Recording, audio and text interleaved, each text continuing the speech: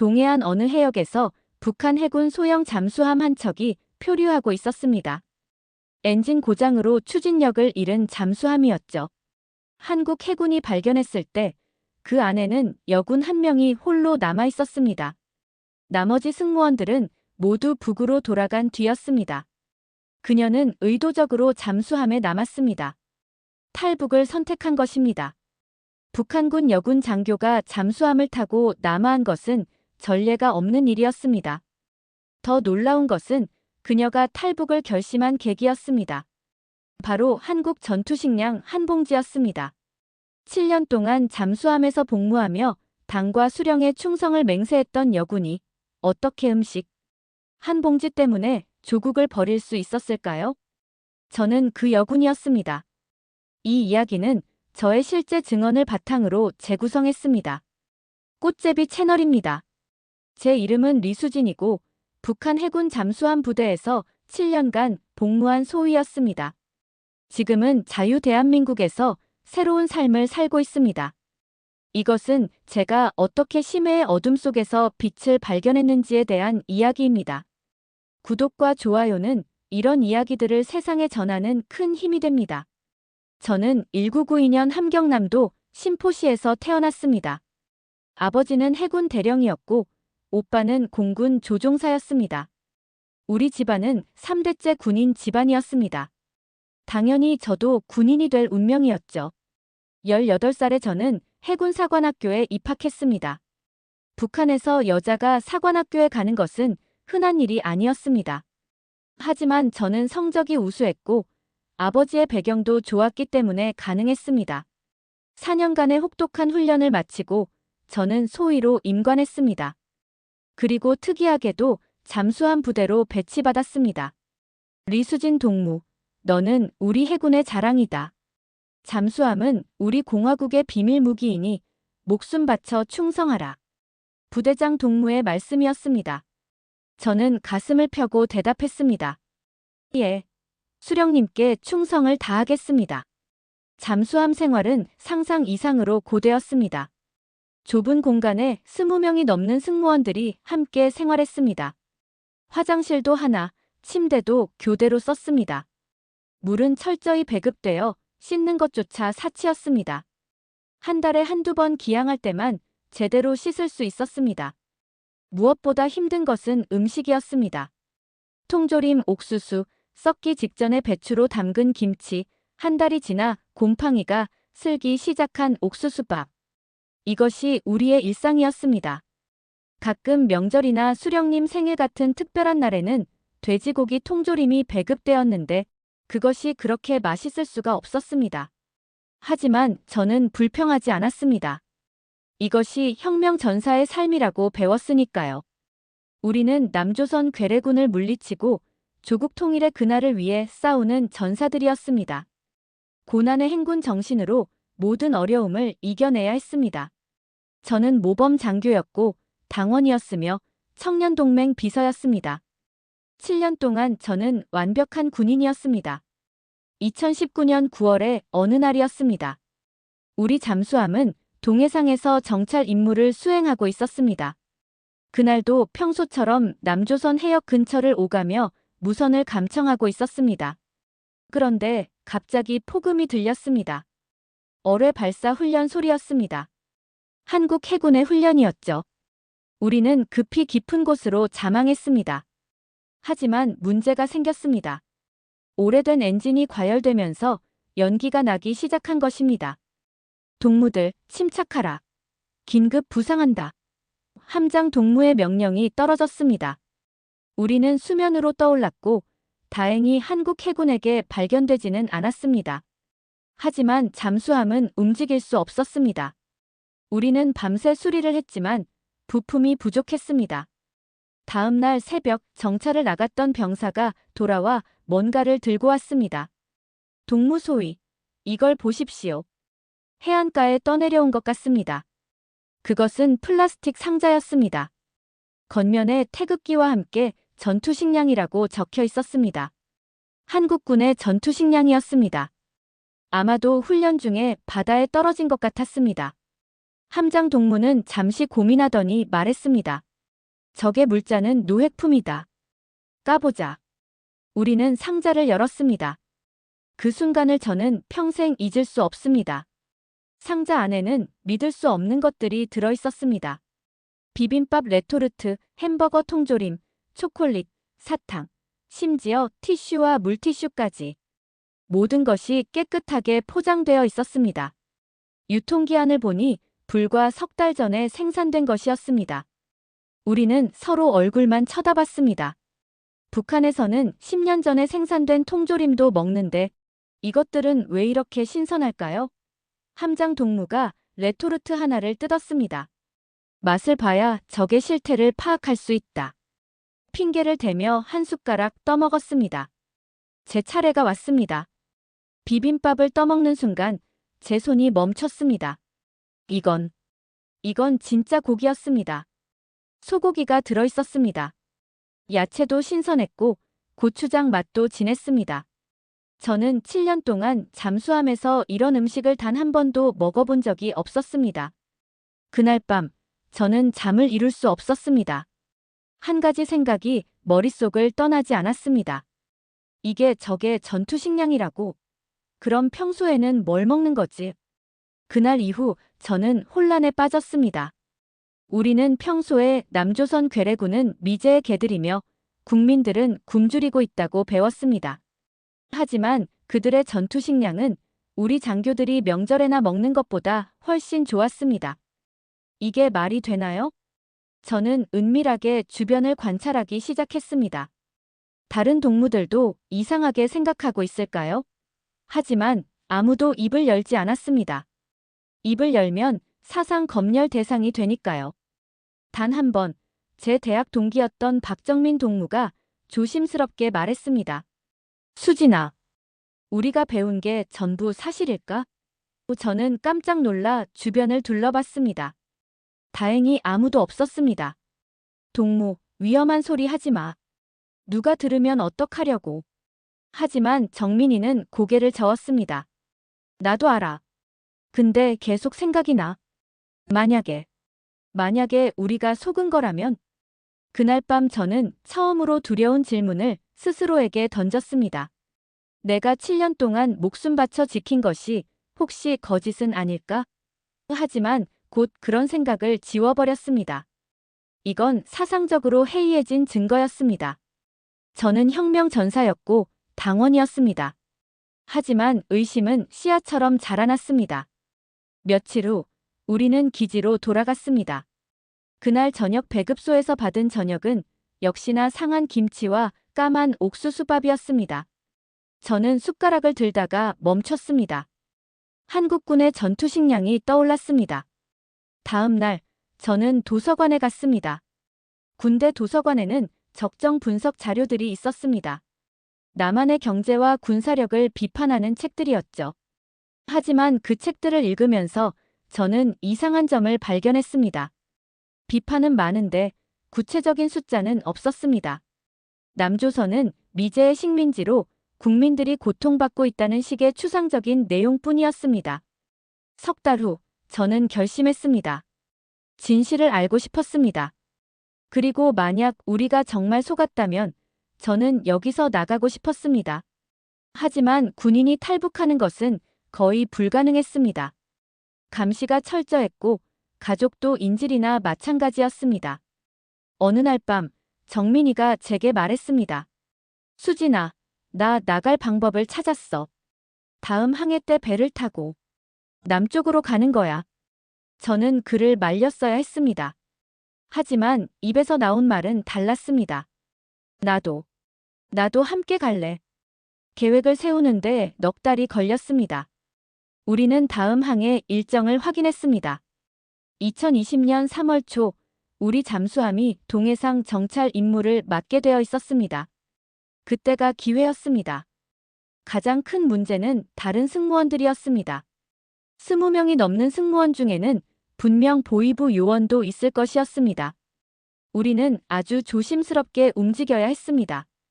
정민이는 기관실 담당이었기 때문에 엔진을 조작할 수 있었습니다. 항해 중에 엔진 고장을 가장한 거야.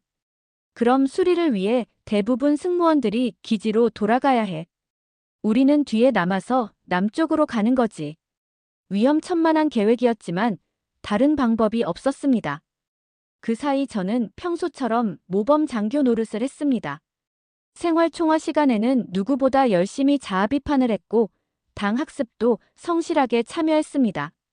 절대 의심받아서는 안 됐습니다. 하지만 출발 이틀 전 위기가 찾아왔습니다. 정치부 부대장이 저를 불렀습니다.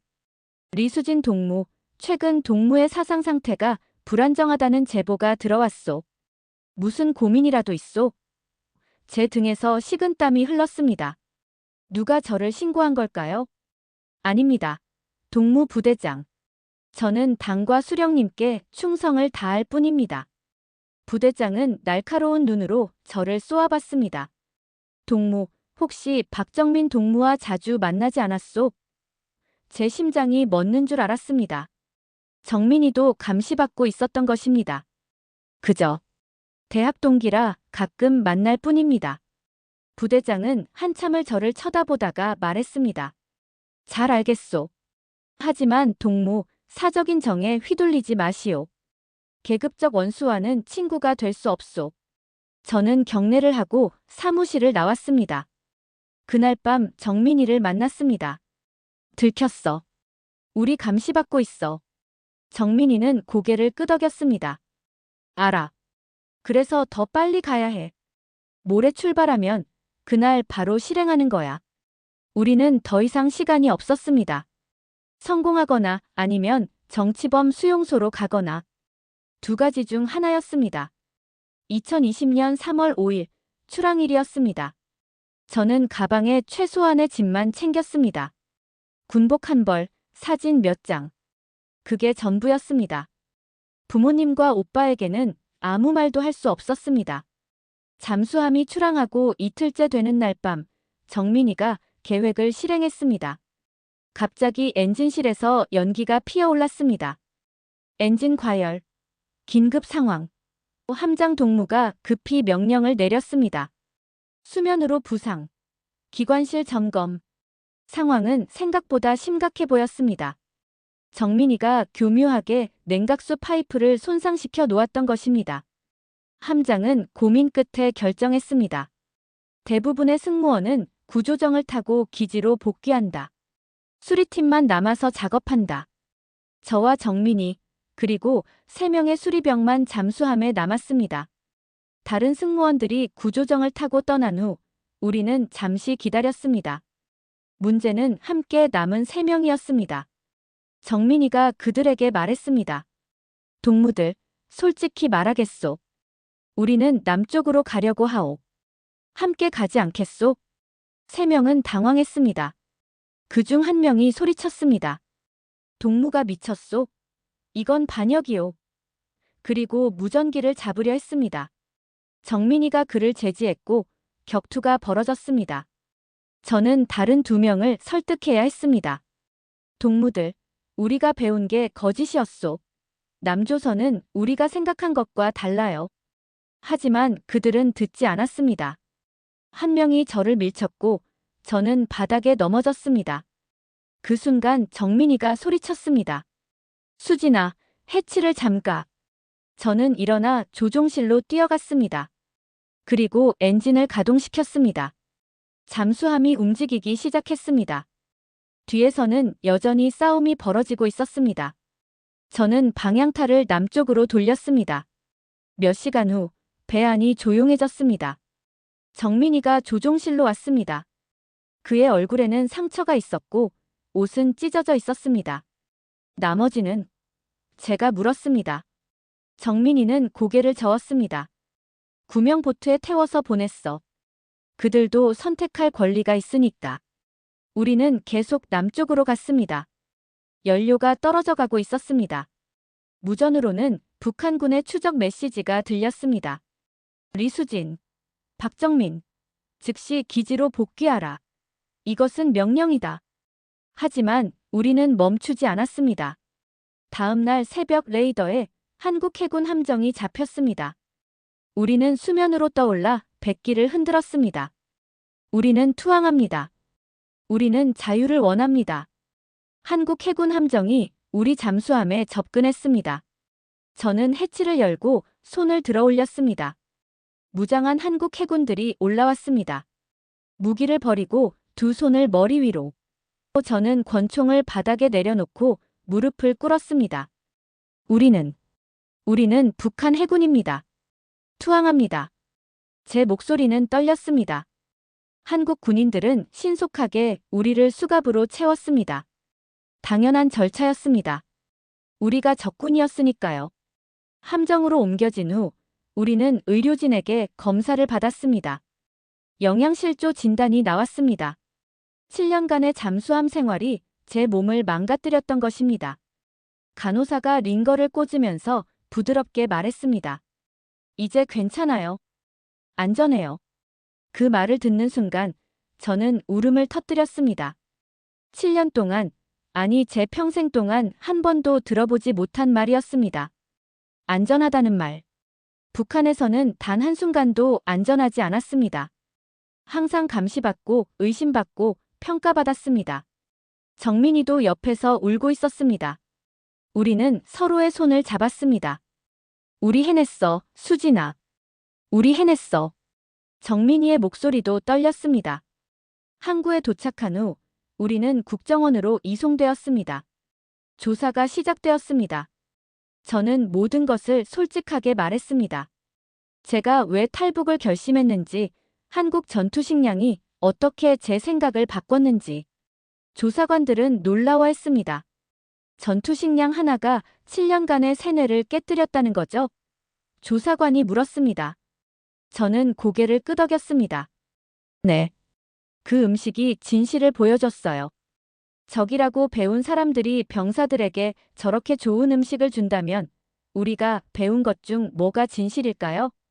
석 달간의 조사가 끝난 후 우리는 정식으로 대한민국 국민이 되었습니다. 탈북민 정착센터 하나원에서 석 달을 보냈습니다. 그곳에서 저는 처음으로 자유가 무엇인지 배웠습니다. 지금 저는 서울에서 살고 있습니다. 탈북한 지 4년이 지났습니다. 처음에는 모든 것이 두려웠습니다. 길거리에 CCTV가 있으면 감시받는 것 같아 심장이 뛰었고 경찰을 보면 도망치고 싶었습니다. 하지만 천천히 배웠습니다. 여기서 CCTV는 범죄 예방용이고 경찰은 시민을 보호한다는 것을. 저는 지금 한 방산업체에서 일하고 있습니다. 북한 해군 출신의 경험을 살려 군사 분석가로 일하고 있습니다. 아이러니하게도 제가 평생 적이라고 배운 나라에서 그 나라를 지키는 일을 돕고 있습니다. 정민이는 대학에 진학했습니다. 기계공학을 전공하고 있죠. 그의 꿈은 엔지니어가 되는 것입니다. 수진아, 나 배 만들고 싶어. 탈북할 때 쓰는 게 아니라 사람들이 자유롭게 여행 다니는 배. 정민이의 말에 저는 웃었습니다. 하지만 제 마음속에는 늘 죄책감이 있습니다. 부모님과 오빠. 제가 탈북한 후 그들이 어떤 처벌을 받았을지 생각하면 잠을 이룰 수 없습니다. 연좌제 때문에 추방되었을 것이고 어쩌면 수용소에 갇혔을지도 모릅니다. 저 때문에요. 얼마 전 저는 그때 그 한국 전투식량과 똑같은 것을 편의점에서 발견했습니다. 저는 그것을 사서 집에 가져왔습니다. 그리고 다시 한번 먹어봤습니다. 4년 전 그날 제 인생을 바꾼 그 맛. 여전히 맛있었습니다. 하지만 이제는 단순한 음식이 아니었습니다. 그것은 제게 진실의 상징이었습니다. 우리가 배운 것이 거짓이었다는 증거였고 세상에는 우리가 모르는 더 나은 삶이 있다는 희망이었습니다. 가끔 사람들이 물어봅니다. 음식 하나 때문에 조국을 배신했냐고. 하지만 그들은 모릅니다. 그것은 단순한 음식이 아니었습니다. 그것은 제게 질문할 용기를 준 작은 진실이었습니다. 그리고 그 작은 진실이 거대한 거짓을 무너뜨렸습니다. 탈북은 끝이 아니라 시작입니다. 자유를 찾는 긴 여정의 시작이죠. 저는 이제 막 그 여정을 걷고 있습니다. 언젠가 통일이 되면 부모님을 다시 만날 수 있기를 꿈꿉니다. 그날이 올 때까지 저는 여기서 제 삶을 살아갈 것입니다. 자유롭게. 구독과 좋아요는 꽃제비 채널이 더 많은 이야기를 전하는 큰 힘이 됩니다.